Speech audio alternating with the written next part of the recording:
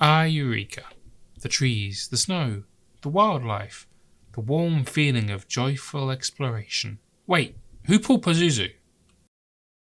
The Forbidden Land of Eureka can be a really great place to go and visit in FF14, but if you plan on staying there for a while, there's a certain level of etiquette that's kind of expected.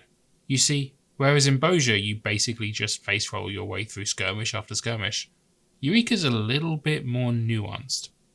It's also far more social. You'll often find that you start recognising other Eurekan adventurers, and they'll recognise you. So to avoid getting yourself fed to Cassie, or sacrificed to Pazuzu, we're going to look at what Eurekan etiquette actually is. We'll start with the most simplest thing, which will also directly help you too, because if there's one thing every gamer hates, it's losing the progress you've made. By now, you've probably realised that Eureka can be pretty dangerous. If you haven't, then don't worry. Your time is coming, but getting knocked out by one of the killer bunnies in Pyros isn't even the worst part. That comes when you hit return. See, if you return when you're downed, you'll lose elemental experience and can actually level down. Because of this, if you see a fellow adventurer flop down on the ground during your travels, and you happen to have a raise ability, you better use it and not just walk by. The same goes for if you see someone call out for help in shout chat.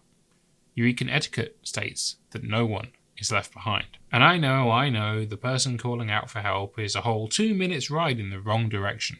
But believe me, there will come a time when you're the one crying for help in the bottom of a cavern, hoping and praying for some random soul to make the effort to come and rescue you from a pit of despair that is the level down. So get on your mount, get riding, and raise that poor soul. When you jump into one of the Eureka instances, you probably feel pumped up, puffing up your chest and getting ready to run out into the wild, weapons swinging like an anime protagonist about to show off his latest special move. Don't. Believe it or not, you're actually just one of up to 144 protagonists in the area. So rather than rushing off into the jungle, take a moment to ask in shout chat whether there's an active tracker and whether any specific notorious monsters are currently being spawned. Unlike in Bozja, which the majority of skirmishes just kind of happen, Eureka's notorious monsters need to be manually spawned.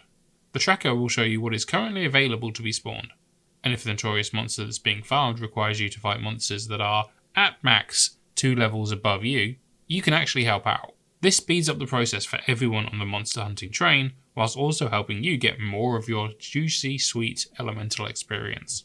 Even if you can't help with the farm, as the monsters would smack you in the face harder than One Punch Man, having the tracker up means you can plan out which monsters to hunt for levels safely without ruining the train for everyone else. You see, there are certain notorious monsters that are rare to spawn, but offer great and valuable rewards. These include the likes of Pazuzu, Cassie, Louie, Penny, and even more. However, they won't spawn when another notorious monster is currently active.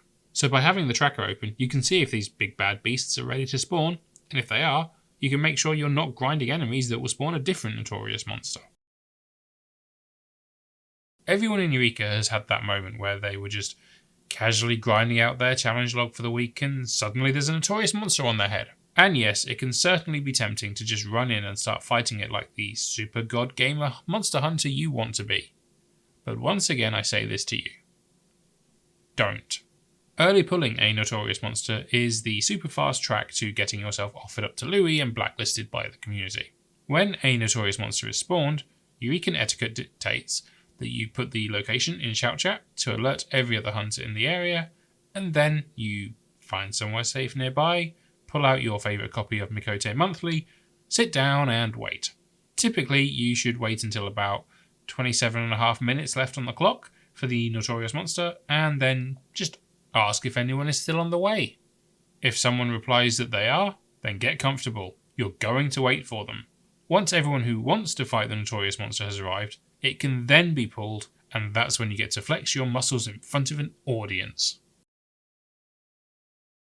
And finally, if when you join an instance, you find that there isn't a tracker and no one has started hunting anything, that's the point where you get to show off your protagonist power. Create a new tracker, share a link to it in shout chat, and tell everyone which notorious monster you are going to go spawn first. From there, every time you move on to a new notorious monster, Shout again. Tell everyone which one it is. Everyone can come and help, or at least decide if they want to. Repeat this until you either have to leave or you find that you're struggling to keep the tracker up to date. And at that point, put the password for the tracker into shout chat so someone else can take over before you go and disappear into the aether.